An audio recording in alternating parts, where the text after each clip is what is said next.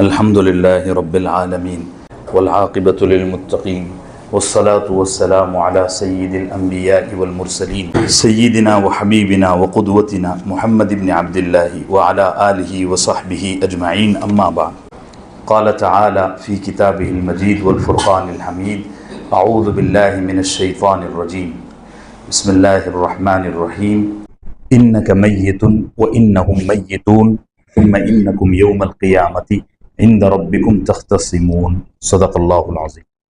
معزز حاضرین گرامی قدر، سیرت کا تقریباً موضوع تو مکمل ہو گیا، اللہ کا بہت فضل ہے۔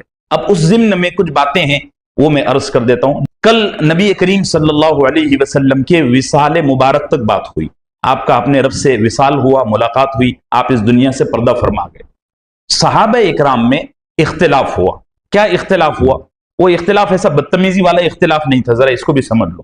ہمارے یہاں اختلاف کا لفظ جب بولا جاتا ہے تو یہ فوراً ذہن میں آتا ہے کہ مار کاٹ ہوئی ہوگی، گالم گلوچ ہوئی گی، نعوذ باللہ والعیاذ باللہ۔ اختلاف ہوا مطلب ایک پر دوسری رائے پیش کی گئی، ایک اوپینین اس پر دوسری اوپینین، بس پھر دلیل سے جو چیز مضبوط ثابت ہو گئی لوگوں نے اس پر آمین کہا، ختم۔ ایک جگہ ہے، آج بھی وہ جگہ مسجد نبوی میں ویسی کی ویسی باقی رکھی گئی ہے، اس کا نام ہے سقیفہ بنو ساعدہ۔ اس کو اسی حالت میں اسی شکل میں آج بھی رکھا گیا ہے، حالانکہ وہ مسجد نبوی کا اب حصہ ہے، اس کے چاروں طرف نیٹ کی جالیاں لگا دی گئی ہیں اور وہ جگہ اسی حالت میں آج بھی ہے۔ آپ جائیں تو آپ بھی وہاں تشریف لے جائیں۔ یہ اب جتنی باتیں میں بتاؤں گا یہ سب وہی سے متعلق ہے۔ واقعہ یہ ہوا کہ حضرت نبی کریم صلی اللہ علیہ وسلم اس دنیا سے پردہ فرما گئے۔ عربوں میں دستور تھا کہ کسی سردار کے رخصت ہو جانے پر جب تک اس کا جانشین طے نہیں ہوتا، اس کا نائب طے نہیں ہوتا، تب تک اس کو دفن نہیں کرتے تھے، یہ دستور تھا۔ چنانچہ حضرت نبی کریم صلی اللہ علیہ وسلم کا جسد اطہر اما عائشہ کے حجرے میں رکھا ہوا ہے، موجود ہے، اور اہل بیت اطہار نے یعنی حضرت عباس اور حضرت سیدنا علی اور حضرت فاطمہ سلام اللہ علیہم اجمعین، ان حضرات نے نبی کریم صلی اللہ علیہ وسلم کے وصال کے بعد اور مخصوص زیارتوں کے بعد کمرے کا دروازہ باہر سے بند کر دیا اور یہ لوگ پہرے پر کھڑے ہو گئے۔ گھر والوں کی ذمہ داری بھی ہوتی ہے۔ اب صحابہ اکرام ایک جگہ ہے مدینہ میں جس کا میں نے نام لیا سقیفہ بنو ساعدہ، وہاں جمع ہوئے۔ سقیفہ کہتے ہیں باڑے کو، گاؤں میں باڑے ہوتے ہیں۔ صحابہ میں دو گروہ تھے، متعصب نہیں تھے، تقسیم تھی ایک تعارف کے لیے، انصار اور بولو مہاجر۔ تو اب آ گئی آپ کی بات جانشینی کی کہ کس کو آپ کا خلیفہ اور جانشین بنایا جائے۔ تو مہاجر حضرات تو خاموش تھے، لیکن انصار نے بات اٹھائی اور انصار نے رائے کے طور پر نام رکھا حضرت سعد ابن عبادہ، سب کہہ دو رضی اللہ۔ یہ عمر دراز بھی تھے اور انصار میں بڑی فہم رکھنے والے آدمی تھے، ان کا نام پیش کیا گیا۔ اب باتیں آگے پیچھے ہو رہی تھی، آوازیں بلند ہو رہی تھی۔ حضرت سیدنا عمر ابن خطاب رضی اللہ عنہ نے بڑی بصیرت کے ساتھ، بڑی ہمت کے ساتھ حضرت سیدنا ابو بکر صدیق کہہ دو نام رضی اللہ عنہ، ان کا نام پیش کیا، اور اس لہجے میں اور اس قدر الہامی انداز میں پیش کیا کہ صحابہ کہتے ہیں کہ عمر کا اس نام کو پیش کرنے کے بعد پھر کسی کی ہمت نہ رہی کہ کوئی تیسرا نام پیش کرے، سب نے بیعت کر لی۔ یہ ہوا ایک واقعہ۔ اب آئیے، یہ جب معاملہ طے ہوا تو اب نبی صلی اللہ علیہ وسلم کی تجہیز، تکفین، تدفین، یعنی آپ کو میت کے لیے تیار کرنا، اسی طریقے سے آپ کی نماز جنازہ، اسی طریقے سے آپ کی تدفین کس طرح ہو، اس پر معاملہ آگے بڑھا۔ خلافت کا یہ جو کام تھا، یعنی آپ کا جانشین کس کو بنایا جائے، اس پر پورا دن گزر گیا۔ وفات کس دن ہوئی بولیے؟ پیر کے دن چاشت کے وقت وفات ہو گئی۔ امر خلافت کو طے کرنے میں پیر کا پورا دن نکل گیا، پیر کی منگل کی رات بھی نکل گئی، اور بدھ کے روز، اچھا آپ کا جنازہ مبارکہ، آپ کی میت شریفہ جسد اطہر جو ہے چارپائی پر یمنی چادر میں ڈھکی ہوئی موجود تھی آپ کے حجرے میں، بتا چکا ہوں، اور باہر سے کنڈی لگی ہوئی تھی۔ منگل کے روز آپ کو غسل دیا گیا، بغیر لباس اتارے ہوئے، بغیر لباس کو ہٹائے ہوئے آپ کو اسی حالت میں غسل دیا گیا۔ غسل دینے میں کون حضرات شریک تھے، میں ان کا نام لے لیتا ہوں۔ حضرت سیدنا عباس، ان کے دونوں بیٹے حضرت فضل اور حضرت قثم، یہ دونوں بیٹے۔ چوتھا نام ہے حضرت سیدنا علی ابن ابی طالب۔ پانچواں نام ہے حضرت سیدنا اسامہ ابن زید۔ اور چھٹا نام ہے حضرت اسامہ الخولی، اسامہ ابن خولی رضی اللہ عنہ. اور چھٹا کتنے نام لے لیا؟ 6 نام. 7واں نام ہے نبی صلی اللہ علیہ وسلم کی آزاد کردہ غلام حضرت شقران رضی اللہ عنہ. ان 7 حضرات نے مل کر رسول اللہ صلی اللہ علیہ وسلم کو غسل دیا. غسل کی کیا ترتیب رہی وہ بھی بتا دیتا ہوں. حضرت اوس ابن خولی رضی اللہ عنہ نے آپ کو اپنے سینے پر لیا، یعنی نبی کریم صلی اللہ علیہ وسلم کا جسد اطہر چارپائی پر رکھا ہوا ہے، اور حضرت اوس ابن خولی نے آپ کو اپنے سینے پر ٹیک لگایا. ٹھیک ہے. حضرت عباس اور ان کے دونوں صاحبزادے یعنی قثم اور فضل رضی اللہ عنہما، یہ نبی صلی اللہ علیہ وسلم کو ضرورت کے وقت کروٹ دیتے تھے، غسل کے وقت میں کروٹ. تو یہ دونوں حضرات کروٹ دینے کا کام کرتے تھے. حضرت اسامہ ابن زید اور حضرت شقران یہ دونوں حضرات پانی ڈالتے تھے، اور حضرت سیدنا علی ابن ابی طالب رضی اللہ عنہ بدن مبارک پر ہاتھ پھیرتے تھے پانی بہانے کے لیے. یہ ان حضرات نے مل کر یہ آپ کو کام دیا. پھر آپ کو 3 سفید چادروں میں کفن دیا گیا. اس میں پگڑی اور کرتا نہیں تھا، نارمل سفید چادریں 3، اس میں آپ کو جو ہے تو کفن دیا گیا. اب معاملہ آیا کہ آپ کو مٹی کہاں دی جائے، آپ کا روضہ مبارک کہاں بنایا جائے. تو صحابہ میں اس میں بڑا اختلاف ہو، کوئی کہنے لگا یہ، کوئی کہنے لگا یہ، کوئی کہنے. حضرت ابو بکر صدیق آئے تو انہوں نے کہا کہ اختلاف کی کوئی وجہ ہی نہیں، صرف یہ ہے کہ میں نے نبی صلی اللہ علیہ وسلم کو سنا ہے کہتے ہوئے کہ انبیاء کی جہاں وفات ہوتی ہے، جہاں ان کی روح قبض کی جاتی ہے، وہیں ان کا روزہ بنایا جاتا ہے. صحابہ نے فرمایا جب نبی صلی اللہ علیہ وسلم نے تمام نبیوں کے بارے میں ایک قانون بتایا تھا تو خود نبی صلی اللہ علیہ وسلم اسی قانون کے مطابق آپ کو بھی مٹی دی جائے، آپ کا بھی روزہ اسی طرح بنایا جائے. چنانچہ جس جگہ آپ کی وفات ہوئی، رحلت ہوئی، اس جگہ بستر رکھا ہوا تھا، اس کو حضرت سیدنا ابو طلحہ الانصاری رضی اللہ عنہ نے ہٹایا، وہاں آپ کی قبر مبارک کھو دی گئی. اس کام میں پورا منگل کا دن پورا نکل گیا. اور حضرت ابو طلحہ انصاری نے جو قبر بنائی وہ قبر جو ہے بغلی تھی، لحد والی. بغلی قبر جانتے ہیں بچے؟ یعنی اپنے یہاں مٹی چونکہ ایسی نہیں ہے تو اس لیے ہمارے یہاں سیدھی قبر بناتے ہیں، اسی کے اندر دفنا دیتے ہیں. عربوں میں اور اسی طریقے سے ہندوستان کے وہ علاقے جہاں لحد بنائی جا سکتی ہے، آپ کے راجستھان میں بھی ریتیلی ہے تو وہاں بھی لحد بنانا آسان ہے. ریتیلی زمین اوپر سے بھربھری ہوتی ہے اور اندر سے مضبوط ہوتی ہے، تو اس طرح قبر ہوتی ہے اور اس کے اندر پھر ایک ڈراور جیسا ہوتا ہے اس طرح. تو حضرت ابو طلحہ انصاری نے یہ ساری خدمت انجام دی. کچھ اور لوگوں کے بھی نام آتے ہیں لیکن بنیادی طور پر حضرت ابو طلحہ انصاری رضی اللہ عنہ نے سارا کام انجام دیا. پھر آیا نماز جنازہ کا مسئلہ. اس میں اور روایات بھی ہیں، یہ جو میں قبر کے سلسلے میں باتیں کہہ رہا ہوں اس میں اور روایات بھی ہیں، آپ سنو تو اس کو انکار مت کرنا. اور روایتیں بھی ہیں، یہ میں موٹی موٹی باتیں معتبر ترین آپ کی خدمت میں پیش کر رہا ہوں. مسئلہ آیا نماز جنازہ کا، یہ نماز کس طرح پڑھی جائے. اس میں بھی صحابہ نے یہ طے فرمایا کہ ہم میں سے کسی کی ہمت نہیں ہے کہ ہم نبی کریم صلی اللہ علیہ وسلم کے جسد اطہر پر امام بن سکے. تو پھر یہ طے ہوا کہ 10 صحابہ حجرے میں آتے جائیں اور اپنی انفرادی نماز پڑھتے جائیں. یہ طے ہوا. چنانچہ 10 صحابہ اکرام حجرے میں آتے، انفرادی اپنی نماز پڑھتے رہتے. اور سب سے پہلے بنو ہاشم یعنی آپ کے اہل خانہ، اہل بیت اطہار علیہم السلام، اہل خانہ بنو ہاشم سب سے پہلے، اس کے بعد مہاجرین، اس کے بعد پھر انصار. یہ لوگ 10 کی ترتیب میں آئے، انہوں نے نماز پڑھی. اور پھر اس کے بعد میں خواتین آئیں، انہوں نے نماز ادا فرمائی. پھر ان میں جو ہوش مند بچے تھے وہ آئے، انہوں نے صف در صف نبی کریم صلی اللہ علیہ وسلم کے جسد اطہر پر دعا فرمائی، نماز ادا فرمائی. اس کام میں پورا منگل کا دن گزر گیا. منگل کا دن گزر کے بدھ کی رات شروع ہو گئی. اب رات کے کس حصے میں اس میں بھی اختلاف ہے، واللہ اعلم.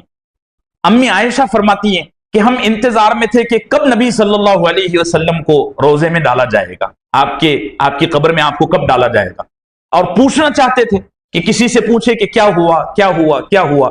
کہ اتفاق سے رات کے وقت ہم کو پھاوڑے چلنے کی آواز آئی، دنک دنک. تو ہم خواتین سمجھ گئیں کہ اب حضرت نبی کریم صلی اللہ علیہ وسلم کو روزے میں بھی ڈال دیا گیا، آپ کی قبر جو ہے تو بنا دی گئی. یہ آپ کے تمام احوال میں نے تا ولادت الا تدفین، از ولادت تا تدفین آپ کی خدمت میں پیش کر دیے۔ اب نبی کریم صلی اللہ علیہ وسلم کا خاندان، اس پر کچھ بات کر لیتے ہیں۔ پسماندگان جس کو کہتے ہیں کہ ایک آدمی دنیا میں کن افراد کو چھوڑ کر گیا، اس کی کیا رشتہ داری ہے، کون کون اس سے جڑے ہوئے ہیں۔ نبی کریم صلی اللہ علیہ وسلم کی کل 11 بیویاں ہوئی۔ یہ نبوت کی وجہ سے اللہ نے اپنے حبیب کو اجازت دی تھی۔ سورہ احزاب میں ہے ترجی من تشاء منہن وتؤوی الیک من تشاء، اے نبی آپ جس عورت سے چاہیں نکاح فرما سکتے ہیں، کیونکہ نبوت کی ذمہ داریاں زیادہ ہوتی ہیں۔ جب میں اس پر بات کروں گا کبھی فلسفہ سیرت پر، وہاں تفصیل سے بات رکھوں گا۔ اس زمانے میں ملحدین نے اسی طریقے سے یہ سڑا ہوا جو میڈیا ہے، اس نے اس موضوع کو بھی بڑا نشانہ بنایا ہوا ہے، نعوذ باللہ۔ وہاں کبھی میں اور بات کروں گا، کاؤنٹر کوئسچن ہو جاتے ہیں، اس پر کبھی بات ہوگی۔ میں یہاں سرسری یہ تفصیلات بتاتے چلوں۔ آپ کی کل 11 ازواج ہوئی، اور بہت اختلاف ہے سیرت نگاروں میں 2 خواتین کے بارے میں۔ بعض سیرت نگار کہتے ہیں کہ اور بھی 2 خواتین سے آپ نے نکاح فرمایا تھا، بعض سیرت نگار کہتے ہیں کہ نہیں، نکاح صرف 11 ہی خواتین سے ہوا تھا۔ لیکن اس پر پورے سیرت نگاروں کا اتفاق ہے کہ جن 2 خواتین کا نام آپ کی منکوحہ خواتین میں لیا جاتا ہے، ان سے آپ نے زوجیت والا تعلق قائم نہیں کیا۔ مطلب نکاح ہوا یا نہیں ہوا اس میں تو اختلاف ہے، لیکن اس میں پوری تاریخ متفق ہے، پوری ہسٹری، ریکارڈڈ ہسٹری دلیل ہے، پورا اسلامی ذخیرہ لٹریچر دلیل ہے کہ نبی صلی اللہ علیہ وسلم نے ان 2 خواتین سے زوجیت والا کوئی رشتہ قائم نہیں فرمایا۔ جن خواتین سے آپ نے زوجیت والا، بیوی والا تعلق قائم فرمایا وہ کتنی ہیں؟ 11۔ 11 میں سے 2 خواتین ایسی ہیں جو آپ کی حیات مبارکہ میں اس دنیا سے رخصت ہو گئی۔ 11 میں سے 2 خواتین ایسی ہیں جو آپ کی حیات میں ہی رخصت ہو گئی، حضرت سیدہ کائنات خدیجۃ الکبریٰ سلام اللہ علیہ، اور اسی طریقے سے ایک خاتون ہے حضرت ام المساکین زینب، سب کہہ دو رضی اللہ عنہ۔ یہ بھی نبی کریم صلی اللہ علیہ وسلم کی حیات مبارکہ میں ہی پردہ فرما گئی۔ 11 میں سے 2 گئی، کتنی بچی؟ 9۔ یہ 9 خواتین نبی صلی اللہ علیہ وسلم کے نکاح میں تا وفات اس دنیا سے پردہ فرمانے تک موجود رہیں۔ میں ان کے نام اور تھوڑا سا ایک لائن کا تبصرہ پیش کر کے آپ کی خدمت میں چاہتا ہوں، موضوع ختم کرتا ہوں۔ اچھا، اولاد کے سلسلے میں آپ کی تمام اولاد حضرت خدیجہ سے ہوئی سوائے حضرت ابراہیم کے۔ یہ ایک بیٹا ہے جو باندی سے ہوا، باقی جتنی بھی اولاد ہے آپ کی، چاہے بیٹے ہو چاہے بیٹیاں ہوں، یہ تمام کی تمام کن سے ہوئی؟ صرف حضرت خدیجۃ الکبریٰ سے۔ باقی 8 ازواج یا 10 ازواج میں سے کسی سے بھی آپ کی کوئی اولاد نہیں ہوئی۔ اولاد کے نام بھی بتا دیتا ہوں۔ حضرت سیدہ زینب، حضرت سیدہ ام کلثوم، حضرت سیدہ بولو رقیہ، حضرت سیدہ فاطمہ سیدہ کائنات، حضرت فاطمہ، یہ ابراہیم اور طیب اور قاسم، یہ 3 بیٹے۔ بعض لوگوں نے کہا ہے کہ طیب اور قاسم ایک ہی ہیں، واللہ عالم، اس میں بھی اختلاف ہے، مگر ہم پکڑ کر چلتے ہیں ادنا قول کو۔ یہ اچھا، حضرت سیدہ فاطمہ کے علاوہ آپ کی تمام اولاد آپ کی حیات مبارکہ میں اس دنیا سے پردہ فرما دی، بس صرف حضرت فاطمہ باقی تھیں، اور انہی سے آپ کا نسب چلا۔ اس کی بھی تفصیل میں بتاتا ہوں آپ کو۔ پہلے ازواج پر آتے ہیں۔ ہجرت سے پہلے آپ نے سب سے پہلا نکاح کیا سن 1 نبوی میں حضرت خدیجۃ الکبریٰ رضی اللہ عنہ سے۔ آپ کی عمر مبارکہ اس وقت 25 سال، اور حضرت خدیجۃ الکبریٰ کی عمر مبارکہ 40 سال، تقریباً یہ بوڑھی تھی آپ کے مقابلے میں، ڈبل عمر ہو گئی نا۔ آپ نے ان سے نکاح فرمایا اور انہی سے آپ کی ساری اولاد مبارکہ ہوئی، ٹھیک ہے۔ دوسرا نکاح آپ کا ہوا حضرت سودا بنت زمعہ رضی اللہ عنہ سے۔ یہ حضرت خدیجہ سے وفات کے چند دن بعد 10 نبوی میں، یعنی نبوت کے 10ویں سال آپ نے ان سے نکاح فرمایا، شوال کے مہینے میں نکاح فرمایا، اور یہ خاتون بھی بیوہ تھی، طلاق یافتہ نہیں تھی بلکہ بیوہ تھی، نہ کنواری تھی۔ تیسرا نکاح آپ نے فرمایا عفیفہ کائنات حضرت عائشہ بنت ابی بکر صدیق رضی اللہ عنہ۔ یہ سب سے زیادہ فضل و کمال والی فقیہہ مفتیہ تھی، اور ان کا نکاح ہوا 7 سال میں اور رخصتی ہوئی 9 سال میں۔ اس پر میں کبھی انشاءاللہ بات کروں گا کہ اس کی کیا تفصیلات ہیں، ابھی صرف اتنا جان لینا کافی ہے۔ تیسرا نکاح حضرت عائشہ سے۔ چوتھا نکاح حضرت حفصہ بنت عمر رضی اللہ عنہ، ان سے ہوا. یہ حضرت عائشہ کنواری تھی. تمام ازواج میں حضرت عائشہ کنواری خاتون تھی. باقی تمام ازواج یا تو مطلقہ یا بیوہ، تمام کی تمام ازواج. حضرت حفصہ بنت عمر، یہ حضرت خنیس ابن حذافہ سہمی رضی اللہ عنہ کی زوجہ تھی، ان کی اہلیہ تھی. ان کی وفات ہو گئی تو نبی صلی اللہ علیہ وسلم نے سن 3 ہجری میں ان سے نکاح فرمایا. 5ویں زوجہ حضرت زینب بنت خزیمہ، یہ ان کے بڑے فضائل ہیں. اور حضرت زینب بنت خزیمہ رضی اللہ عنہ بہت بڑی سوشل ورکر تھی، بہت بڑی. ان کا لقب ہی تھا ام المساکین، یعنی مسکینوں کی، غریبوں کی، ناداروں کی ماں. کوئی بھی نادار، کوئی بھی مسکین، یتیم، غریب، فقیر ان کے در پر آتا تو وہ جی بھر کے مال لے جاتا. ان کا لقب ہی تھا ام المساکین. ان کا پہلا نکاح ہوا حضرت عبداللہ ابن جہش سے. تو یہ جو ان کے پہلے خاوند ہیں یہ غزوہ احد میں شہید ہو گئے. تو نبی صلی اللہ علیہ وسلم نے پھر سن 4 ہجری میں ان سے نکاح فرمایا. اور عجیب اتفاق کہ یہ نبی صلی اللہ علیہ وسلم کے پاس صرف 8 مہینے رہی اور ان کی وفات ہو گئی، یہ چلی گئی. میں نام لے چکا ہوں، خدیجہ اور زینب بنت خزیمہ، یہ 2 ازواج جو ہیں آپ کی حیات میں رخصت ہو گئی. نمبر 6 حضرت ام سلمہ بنت ہند، یہ 6ٹی زوجہ ہیں. یہ ابو سلمہ رضی اللہ عنہ کی بیوہ تھی. شوال سن 4 ہجری میں آپ نے ان سے نکاح فرمایا. نمبر 7 حضرت زینب بنت جہش، ایک زینب وہ اوپر گزری ہیں، ٹھیک ہے، ام المساکین، اور یہ دوسری زینب ہے حضرت زینب بنت جہش بن ریاب یا ریاب. یہ رسول اللہ صلی اللہ علیہ وسلم کی پھوپھی زاد بہن تھیں. اور حضرت زید ابن حارثہ رضی اللہ عنہ جو نبی صلی اللہ علیہ وسلم کے منہ بولے بیٹے ہیں، ان سے ان کا پہلا نکاح ہوا تھا. قرآن کریم میں سورہ احزاب میں اس کی بڑی تفصیلات ہیں. ان سے بنی نہیں، گھر چل نہیں پا رہا تھا، تو حضرت زید ابن حارثہ نے نبی صلی اللہ علیہ وسلم کی مشاورت کے بعد ان کو طلاق دے دی. پھر حضرت نبی کریم صلی اللہ علیہ وسلم کو اللہ نے حکم دیا اور ان کا نکاح آسمان پر ہوا. یہ واحد زوجہ ہیں جن کا نکاح اللہ نے آسمان پر کروایا، اور وہی کے ذریعے اطلاع دی گئی کہ اب آپ ان کو اپنے یہاں دلہن بنا کر رخصت کروا لیں. 5 ہجری میں ان کا نکاح ہوا. نمبر 8 جویریہ بنت حارث رضی اللہ عنہ، یہ حضرت ثابت ابن قیس کے حصے میں بطور باندی کے آئی تھی بنو المستلق سے، غزوہ بنو المستلق میں. انہوں نے ایک رواج تھا، پہلے عورتیں اور مرد باندی اور غلام بنا کر لائے جاتے تھے، تو یہ باندی بن کر آئی تھی. تو انہوں نے ان سے کہا کہ آپ کو میں مکاتب بناتا ہوں. مکاتب بنانے کا مطلب یہ ہے کہ آپ مجھے اتنا پیسہ دے دو، میں آپ کو آزاد کر دوں گا. یہ ایک رواج تھا، قانون تھا. وہ تو باندھی تھی، وہ کہاں سے پیسہ لاتی؟ تو نبی صلی اللہ علیہ وسلم کو پتہ چلا، اور یہ بنو المستلق گھرانے کی، خاندان کی بہت زیادہ عزت دار خاتون تھی. تو نبی صلی اللہ علیہ وسلم سے نے ان کے مکاتبت کا جو ہرجانہ تھا، جو قیمت تھی، وہ ادا فرمائی اور پھر ان سے نکاح فرمایا. ٹھیک ہے. نمبر 9 حضرت ام حبیبہ بنت رملہ بنت ابی سفیان رضی اللہ عنہ، یہ عبید اللہ ابن جہش بیوی تھی. عجیب اتفاق یہ ہوا کہ جو پہلی ہجرت ہوئی تھی، آپ کو یاد ہوگا پہلی ہجرت کہاں ہوئی تھی؟ حبشہ. تو یہ دونوں میاں بیوی، یعنی عبید اللہ اور ان کی بیوی ام حبیبہ بنت ابی سفیان، یہ دونوں میاں بیوی پہلی ہجرت میں حبشہ گئے.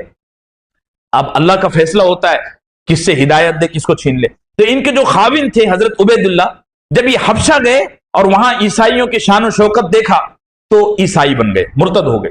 پھر آپ صلی اللہ علیہ وسلم نے ہجرت فرمائی، مدینہ منورہ آئے. ایک لمبا زمانہ بیت گیا. آپ صلی اللہ علیہ وسلم نے نجاشی سے رابطہ کیا، تعلقات بڑھے. تو آپ نے خط بھیجا کہ میری آپ سے گزارش ہے کہ زینب، یہ ام حبیبہ جو وہاں موجود ہیں اور ان کے خاوند نے آپ کے مذہب کو اختیار کیا ہے، عیسائیت کو، وہ وہاں بیٹھی ہوئی ہیں، آپ ان سے میرا نکاح کروا دیں اور میرے پاس بھیج دیں. تو نجاشی نے ان کو نبی کریم صلی اللہ علیہ وسلم کے پاس بھیجا. یہ نکاح سن 7 ہجری محرم الحرام میں ہوا. 10واں نکاح حضرت صفیہ بنت حوی بن اخطب سے ہوا. یہ خاندانی طور پر بنی اسرائیل سے تھی اور حضرت ہارون علیہ السلام کی نسل سے، یہ حضرت موسیٰ علیہ السلام کی نسل سے تھی. اور کھانے پکانے میں بڑی ماہر خاتون تھی. مدینہ منورہ میں ان کے ہاتھ کے بنے ہوئے کھانے مشہور تھے. اللہ نے ان کو کمال دیا تھا. غزوہ خیبر میں یہ آپ کے پاس لائی گئیں، آپ نے ان سے نکاح فرمایا. ابھی بہت جلد میں یہ تفصیلات بتا چکا ہوں. 11واں نکاح حضرت میمونہ بنت حارث سے ہوا عمرۃ القضاء کے دوران. اس کی تفصیلات بھی ابھی ہم نے جلدی بتائی آپ کو. اللہ سے دعا فرمائیں کہ اللہ ہمارے اس مجلس کو، محفل کو قبولیت بخشے. اللہ ہم سب کو نبی صلی اللہ علیہ وسلم کی سچی اتباع، سچا عشق نصیب فرمائے. صلی اللہ وسلم علی نبینا محمد وعلی آلہ وصحبہ اجمعین.